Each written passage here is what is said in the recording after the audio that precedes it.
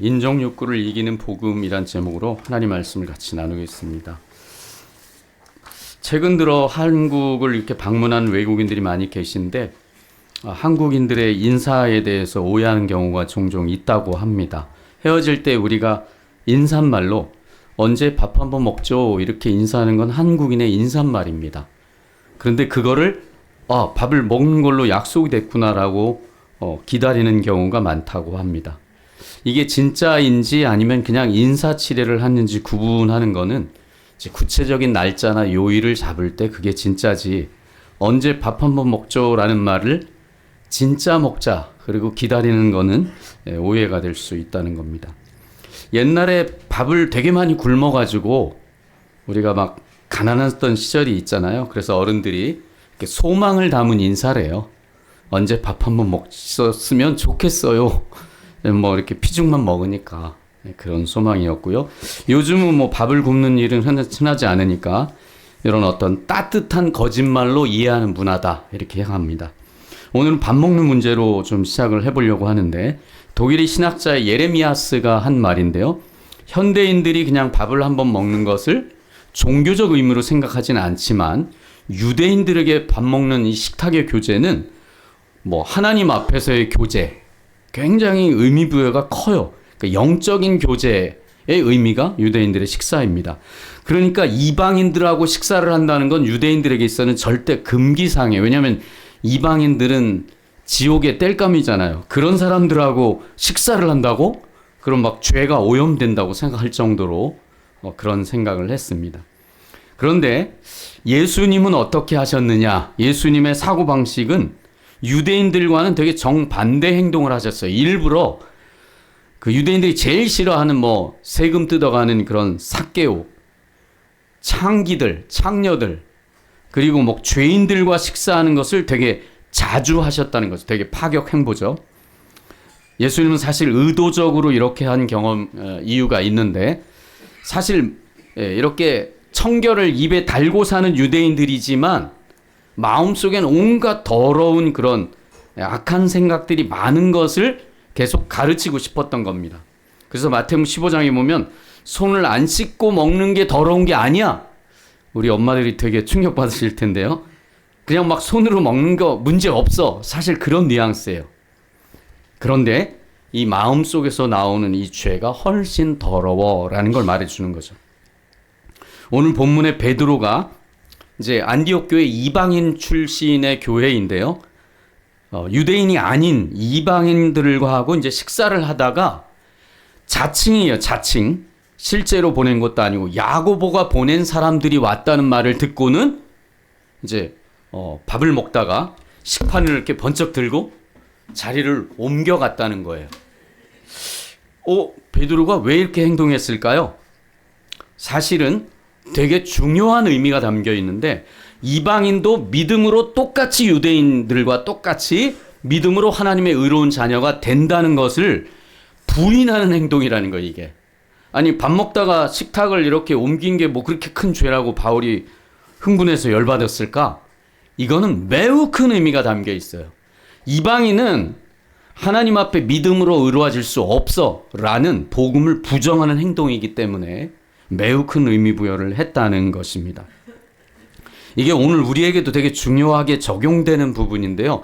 우리도 베드로 안에 있었던 게 뭐냐면, 나는 민족적인 그래도 우월감이 있는 유대인이잖아. 이방인도 구원받을 수 있는 건 믿겠지만 이방인하고 나는 레벨이 다르잖아 라는 차별의식이 내면에 있었던 거예요. 그러니까 오늘날 우리에게도 되게 중요하게 적용되는 거예요. 아니, 나보다 좀 못한 사람이 교회에 왔네? 요 생각이 드는 순간 베드로처럼 바울에게 엄청 아주 허벌나게 욕을 먹었거든요. 엄청 세게. 이건 심각한 범죄이기 때문이에요. 우리 안에 나보다 못한 사람이 왔네? 나보다 좀 잘난 사람이 왔네? 주눅든다. 이것도 범죄예요.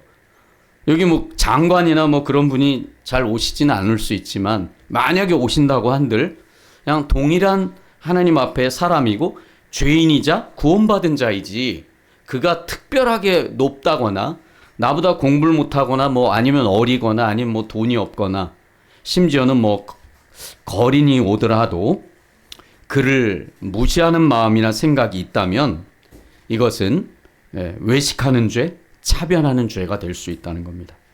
오늘 대표 사도였던 베드로마저 칭의, 믿음으로 의롭게 된다는, 내가 선행하고 대단해서 구원받고 의로워지는 게 아니라 칭의를 새롭게 배워야 했다면 오늘 저와 여러분은 더 간절한 마음으로 이 복음을 공부하고 깨달아야 할 것입니다. 첫 번째, 인정 욕구가 낳은 차별이란 제목입니다. 1절에서 10절에서는 베드로를 이렇게 바울을 이렇게 훈훈하게 맞이해서 친교하는 장면이 나오는데, 오늘은 베드로가 이렇게 바울에게 책망받는 장면이 어떻게 보면 정면 이렇게 맞서는 모습이에요. 사도가 사도끼리 엄청 심각하게 부딪히는 트러블이 있는 그런 장면이거든요. 핵심이 뭐냐면 베드로의 식습관인데, 베드로가 밥 먹을 때, 우리 한국은 야 너 왜 후루룩 짭짭 소리를 내냐, 라면 먹을 때 우리 후루룩 하는 걸 되게 한국은 맛있게 먹는다고 하는데, 또 서양에서 식습관 중에 되게 실례는 먹고 이렇게 트름하는 걸 되게 실례라고 생각한다고 해요. 그러거나 말거나 이 베드로가 후루룩 짭짭 낸 것도 아니고 트름을 낸 것도 아니고 막 흘리면서 먹는 것도 아니고 엄청 심각하게 바울이 먹는 것 때문에 이야기했는데, 가장 중요한 건 평안하게 안디옥 교회 성도들, 이방인 출신 성도들하고 행복하게 밥을 먹다가 갑자기 야고보로부터 왔다는 소문을 듣고는, 실제로 야고보부터 온 건 아니지만 바로 식판을 들고 옮겨갔던 그런 장면입니다. 한마디로 밥 먹다 말고, 여기 되게 왕따 당하는 그런 자매가 있어요. 아주 전교에서 나 왕따 당하는 자매야. 굉장히 만약에 외모가 좀 약하게 생겼어. 근데 그랑 잘 나가는 오빠랑 밥을 먹다가 어떤 누가 왔는데 바로 식판 들고 쌩을 까버린다면 굉장히 무안하겠죠. 근데 요 정도 문제가 아닌 심각한 문제입니다. 12절에 보면 함께 먹다가 라고 했는데, 이 원문의 뉘앙스를 좀 살리지 못한 개역성경 번역이라고 보는데, 이 함께 먹다가의 원어의 의미는 사실은 한 번, 두 번 정도 먹은 게 아니라 아주 빈번하게 자주 먹는 사이였다, 그런 뜻이에요. 아주 우리가 주일날 식사를 자주 하는 그런 관계와 똑같습니다. 존 스토트는 여기서, 오늘 우리가 성찬식을 하잖아요, 부활주일. 존 스토트는 이런 표현까지 했어요. 심지어 성찬, 만찬도 같이 하는, 성찬식도 같이 하는 그런 사이였다는 거예요. 아주 친밀한 관계였다는 거죠. 그런데 우리가 생각할 때 우리는 이제 이런 살인죄 같은 죄를 중범죄, 강간죄 이런 걸 되게 중범죄로 여기잖아요. 근데 이런 차별하는 죄가 그렇게까지 죄인가? 이런 생각이 우리한테 들을 수도 있어요. 살인죄도 아니고 강간죄나 폭력죄도 아닌데 이렇게 차별이 마음속에 올 수도 있잖아, 이런 생각을 우리가 되게 약하게 생각하는데, 이 차별이 되게 심각한 죄다. 즉 이방인도 똑같이 예수님을 믿으면 똑같이 유대인하고 하나도 안 다르게 하나님의 자녀로, 의로운 자녀로 구원받을 수 있다는 복음의 진리를 정면으로 거부하는 게 차별입니다. 그러니까 아주 심각한 신성모독죄 같은 느낌이에요. 그러니까 바울이 그냥 넘어갈 수가 없는 일이었어요. 그래서 윌리엄 바클레이라는 주석가는 되게 과격한 예를 들었어요. 교회 안에 어떤 종류의 차별이 만약에 존재한다면 그것은 교회가 아니다. 그냥 일반 클럽이에요. 교회 안에 좀 헌금 많이 하는 누구를 더 대우하거나, 헌금도 모르고 신앙도 없고 형편없는 누가 온다고 그를 무시한다면 이건 이미 교회의 기능이 끝났다는 거예요. 그러니까 얼마큼 중요한지 알겠죠. 루터는 이런 설명을 했습니다. 교회 안에 차별이 존재한다면 기독교 전체 교리를 거부하는 거다. 야, 이렇게까지 심각한 건가? 저는 말씀을 준비하다가 내 안에도 그런 게 있어나 이렇게 묵상해 보니까 마음으로 생각으로 그런 슥 스치듯 이렇게 초보자가 좀 오늘 예배에 집중을 못하네, 이런 생각을 들 때가 있었습니다. 저도 내 안에도 있구나, 나도 크게 다르지 않구나. 우리는 나는 너랑 달라라는 이 차별의식이 엄청 큰 문제구나. 아니면 우리 교회는 다른 교회 달라, 이렇게 말하는 표현도 무지하게 복음에서 벗어난 표현이다 라고 저는 생각하게 되었습니다. 베드로인데, 그러면 이 베드로는 왜 그런 행동을 했을까?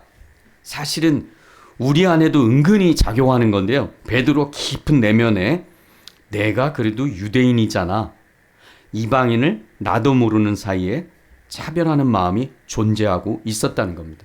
이게 전염성이 되게 강해요. 죄의 전염성이 되게 강한 이유가 있는데 심지어 바나바는 되게 인격자인데 바나바마저 전염됐다는 거예요. 바나바도 스판 들고 바로 옮겨갔어요. 이런 일이 일어난 거죠. 그래서 이 문제는 대충 넘어갈 수가 없는 문제이기 때문에 바울이 일부러 공개석상에서 바울 사도가 베드로가 수석 제자인데 공개적으로 책망을 한 거예요. 일부러. 이건 엄청 중요한 반면교사, 되게 중요한 핵심이 들어있다라는 이야기를 하고 싶은 겁니다. 제가 일본 선교를 한 15년, 17년 정도를 매년 갔었는데 되게 부촌으로 간 적이 있어요. 그 동네는 아주 부촌이라 뭐 이런 외제 페라리 같은 애들이 막 돌아다니는 동네였어요. 와, 신기하다 이 동네. 근데 놀라운 사실은 교회가 하나 있는데 일정 레벨의 부와 인지도가 있는 사람만 다니는 교회가 있었어요. 실제요 이게. 한국에는 아무리 그래도 뭐 강남에 따로 부자만 다니는 교회가 있단 말을 전 들어본 적이 없는데 한국에는 없겠죠. 뭐 있을 수 있나? 이건 불가능하죠 사실은. 근데 실제로 있는 걸 제가 보고 되게 놀랐는데요. 사실은 그렇게 차별을 하는 건 이미 교회 기능이 아니라는 거를 아까 윌리엄 바클리 얘기했죠. 근데 여기 저도 그렇고 여러분도 해당되는 이야기를 할 테니까 긴장하세요. 민경미도 해당될 거예요. 굉장히 해당되는 게 뭐냐? 내가 왼쪽을 좋아하거나 오른쪽을 좋아하면 나랑 다르잖아요. 파란색을 좋아하거나 빨간색을 좋아하면 나랑 다른 정치 색깔인데 만약에 나와 다르다고 차별하는 마음이 만약에 든다면, 근데 광화문이나 이런 데 지금도 많이 하고 있단 말이에요. 이게 중요한 건. 이거 심각한 복음에서 벗어난 행위다라는 거예요. 차별하면 안 돼요. 나랑 다른 당을 좋아할 수 있고 지지할 수 있습니다. 그게 존중하고 그 존재 자체로 그 부분을 존중하지 않는다면 분명히 복음에서 벗어난 행동이라는 것을 놓치면 안 된다는 것입니다. 또한 베드로 안에 민족적 우월성을 은근히 즐기고 자랑한 게 있는데 오늘 저와 여러분에게는 복음이신 예수님 외에 어떤 걸로 내가 은근히 자랑하고 싶은 게 있다면 그래도 난 이건 꽤 장점이 많은 것 같아. 이런 게 있을 수 있잖아요. 여러분에게. 저도 있거든요. 내 안에 다른 사람보다 이건 그래도 꽤 괜찮은 것 같아. 이런 게 있는 것을 복음보다 더 자부심을 느낀다면 그것도 복음에서 벗어난 거예요. 하나님이 기뻐하는 마인드가 아니라는 것입니다. 오늘 우리가 구체적인 실천을 하고 예배 후에 성찬 후에 식사를 하러 갈 텐데요. 그때 내가 너랑 밥 먹어주는 거 영광인 줄 알아 인간아. 이런 느낌이 만약에 있다면 매운 문제겠죠. 이렇게 인사하겠습니다. 저랑 같이 밥 먹어줘서 영광입니다. 시작. 네, 두 번째 인정욕구를 이기는 우리 안에 이런 인정욕구, 베드로마저 넘어졌던 인정욕구를 이기는 칭의의 복음을 한번 살펴보려고 합니다. 한번 따라하겠습니다. 칭의. 믿음으로 의롭게 된다. 시작. 자, 제가 칭의 하면 여러분은 믿음으로 의롭게 된다. 이렇게 하는 거예요. 자, 한번 보겠습니다. 칭의. 이제 여러분이 칭의하세요. 시작.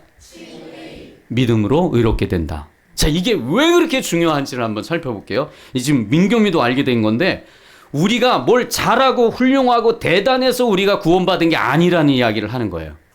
예수님이 십자가에서 우리 대신 완전히 율법을 완성하신 그 십자가의 의를 믿으면 예수님만큼 의롭다라는 게 칭의예요. 되게 중요하단 말이죠. 자, 베드로전서 4장에 보면은 사랑은 허다한 죄를 덮느니라 이런 말을 했어요. 바울 너무해. 사랑을 허다한 죄를 덮는데 나 엄청나게 공개적으로 책망하고 말이야.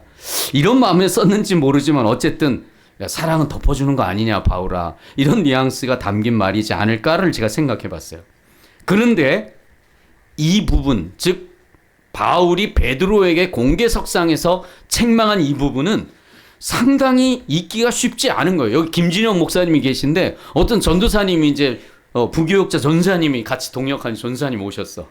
근데 김준영 목사님, 이건 복음에서 좀 벗어난 것 같습니다. 성도들 다 있는 데서 말하는 거야. 이게 쉬운 이야기예요? 정말 쉽지 않습니다. 바울은 그 당시에 신참 사도지 뭐 베드로 같은 12사도가 아니잖아요. 근데 만약 이때 이게 베드로의 복음적인 태도, 아주 멋진 태도인데 베드로가 아니 신참 사도가 어디 나부랭이가 나한테 지적질을 하냐라고 부딪혔다면 이 교회는 깨질 겁니다. 아주 완전히 와해될 거예요. 그런데 베드로가 순종했어. 내가 복음에서 벗어난 행동을 했구나. 바로 인정하고 회개했다는 거죠. 이게 굉장히 중요한 복음적인 태도예요. 우리 만약에 제일 어린 막내가 어떤 성도나 심지어 목사에게도 목사님 이거는 좀 복음적인 마인드에서 벗어난 것 같아요 라고 하면 그 말을 성령의 음성으로 듣고 회개하고 변화시키는 게 이 기독교의 매력이고 멋입니다. 이런 태도가 필요합니다.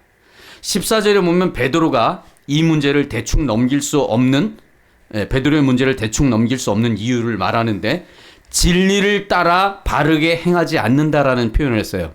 이게 오소란 말이에요. 헬라어로 오소. 오스가 뭐냐? 치아 교정할 때 이 오스던티스트 그런 뜻이에요. 그러니까 복음을 벗어나지 않고 복음을 바르게 따라가도록 책망한 거라는 거예요. 오스던티스트. 이 치아가 삐뚤빼뚤할 때 우리가 치아 교정기를 하는 거랑 똑같은 의미예요.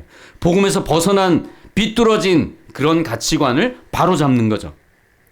그래서 이방인과 식사 중단 사건이 베드로에게 있어서 이 사건은 율법으로 다시 돌아가는 행동, 아주 심각한 미련한 행위고 복음을 완전히 변질시키는 중대 범죄라고 볼 수 있는 거죠. 그래서 루터가 이 칭의 아까 한 거 한번 불시해 볼까? 민겸이도 맞출래나? 자, 제가 해볼 때 여러분 맞춰보세요. 칭의가 무슨 뜻이죠? 좋아요. 자, 칭의.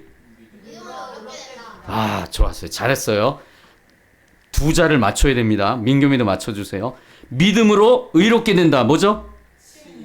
아주 잘하셨어요. 자, 여기서 되게 중요한 의미는 내가 율법을 지키고 착한 일을 하고 교회 봉사를 많이 해서 구원받는 게 아니라 오직 예수님이 하신 십자가의 의를 믿음으로만 구원받는다는 이 칭의가 놓쳐지면 기독교 전체가 완전히 와르르 무너지는 매우 중요한 핵심 교리, 툴, 전체의 핵심 내용이라는 것입니다.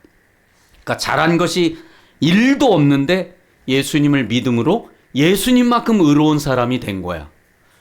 이런 복음, 이런 복된 소식이 어디에 있겠습니까? 만약에 내가 율법을 지키고 할례를 받고 막 착한 일을 많이 해서 의롭게 된다고 믿는다면 예수님 십자가를 왜 쓸데없이 지시고 그래? 그냥 편하게 살다가 돌아가시지. 아주 십자가를 모독하는 행위가 되는, 우리가 흔하게 이게 별거 아닌 것 같은데 아니 누구를 죽인 것도 아니고 뭘 그려? 이런 생각한다면 엄청 심각하게 우리는 복음에서 벗어난 삶을 살아가고 있다는 것입니다. 우리 안에도 베드로처럼 그 잠재된 인정욕구, 내가 민족적 우월성이 있어. 내가 한국인이야. 아니면 뭐 저기 이디오피아나 뭐 방글라데시에서 왔어. 외국인 노동자가 왔어. 그분들을 함부로 무시한다. 요거는 아주 오늘 베드로가 심각하게 혼난 것처럼 큰 문제가 될 수 있다는 것입니다. 복음을 놓치는 순간 상대적인 평가를 하게 돼. 상대적인 평가. 무슨 이야기죠? 내가 만약에 기도를 많이 했어. 그럼 기도 못한 사람들이 막 보여요. 기도 막 기도도 못하고 기도도 못하고 저렇게 교회를 막 얼굴 들고 오냐, 고개 푹 숙이고 오지, 이런 느낌이 든단 말이야. 이게 상대적인, 내가 뭔가를 잘하면 꼭 못하는 사람이 보인단 말이야, 눈에. 이게 참 인간에게 너무나 그 사탄이 제대로 사용하는 도구인데요. 아무튼 만약에 내가 공부를 엄청 잘해, 공부를 되게 잘해, 그럼 못하는 애를 막 판단하게 돼. 그럼 반대로 공부를 되게 못해, 그럼 무슨 마음이 드는지 아세요? 저 공부만 잘하고 교만한, 난 인간성은 좋아, 너보다. 아무튼 무조건 상대적 평가질을 해가지고 상대를 무시하고 나는 높이려고 하는. 그러니까 복음은 이미 충분히 괜찮기 때문에 나를 높일 필요가 따로 없어요. 근데 복음이 약해지는 순간 뭔가 상대보다 난 괜찮은 거를 자꾸 드러내려고 하는 거예요. 그걸로 내가 인정받고 싶은 거예요. 베드로만 인정욕구가 있는 게 아니라 우리 안에 오늘 계속 작용하는 일이에요, 이게. 그러니까 제가 저를 보니까 징글징글해요, 제가. 와, 목사잖아요, 저는. 그런데 목사도 똑같아요. 나보다 기도를 좀 못하거나 성경을 좀 못 읽거나 아니면 헌신을 좀 못한다고 그러면 이렇게 못하는 성도들이 계시지? 이런 마음이 슥 스친단 말이에요. 이렇게 슥. 사탄이 슥 이렇게 한다고요. 여러분 한번 따라 보세요. 슥 해보겠습니다. 시작. 슥. 여러분은 그럼 아닐까요? 여러분에게도 그럴 수 있는 일이 얼마든지. 왜냐하면 사탄이 제일 많이 우리를 넘어지게 공격하는 게 이 부분이에요. 난 다른 사람보다 착한데 이 착한 사람 컴플렉스도 엄청 많아요, 사람들이. 저도 있어요. 이 착한 컴플렉스 고치기 어려워요. 이건 악성 자기 도취자예요. 내가 복음 때문에 괜찮은 사람인 거지, 복음 때문에 하나님의 자녀가 된 거지, 나는 그래도 꽤 괜찮은 착한 면이 있는 것 같아. 죄송한데 우리 가족 얘기했는데 우리 형님이 별명이 법 없이도 사는 형이에요. 지금까지도. 와, 대단하지 않아요? 근데 제가 평생을 지켜봤는데 정말 지금까지 훌륭해요. 그래서 예수님을 인격적으로 믿기가 참 어려워하세요. 왜냐면 이미 훌륭하죠. 이게 아주 안타까운 문제라는 거예요. 베드로가 인과론이죠. 내가 뭘 했으니까 대단하니까 그래도 복을 받는 거지라는 이 부분에 인정욕구가 아니라 이신층이 믿음으로 의롭게 된다는 걸 배워야 됐다면 우리는 얼마나 더 배워야 되는지 기억해 봐야 됩니다.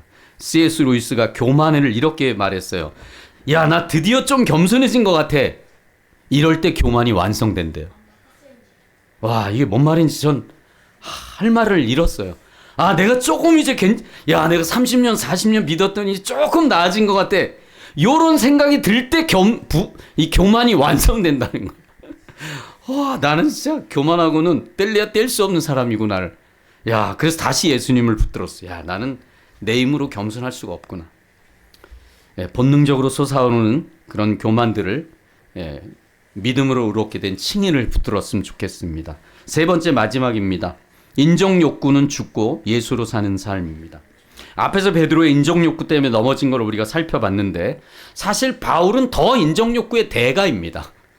그래가지고 율법 안 지키는 그 기독교인들, 율법도 안 지키는 인간들, 막 율법의 어떤 거의 정상에 이르는 사람이잖아요, 바울이. 율법 안 지키는 기독교인 잡는데 막 허가받은 사람, 사내들인 공회에서 막 공식 킬러로 인정받은 사람이에요. 그런데 이런 바울이, 인정욕구의 막 최고봉이었던 바울이 예수님을 담에색에서 만나자마자 완전 180도 다른 인간이 돼버렸습니다. 내가 율법 지키고 뭘 잘해가지고 이걸로 인정받는 게 아니구나를 깨달은 뒤에 완전히 바뀌어버렸습니다. 이제 나를 드러내고 나를 자랑하고 나한테 뭔가 자랑거리 있는 거는 그냥 화장실 가서 배변한 거랑 똑같은 취급을 했어요. 그러니까 자랑거리가 1도 없는 게 복음을 붙드는 태도인 걸 알았던 거죠. 내가 이 자랑에 이 눈먼 사람이었구나를 깨닫게 된 거죠. 그래서 바울이 19절에, 오늘 본문 19절에 뭐라고 말하죠? 나는 율법에 대해서 죽었어. 이렇게 말해요.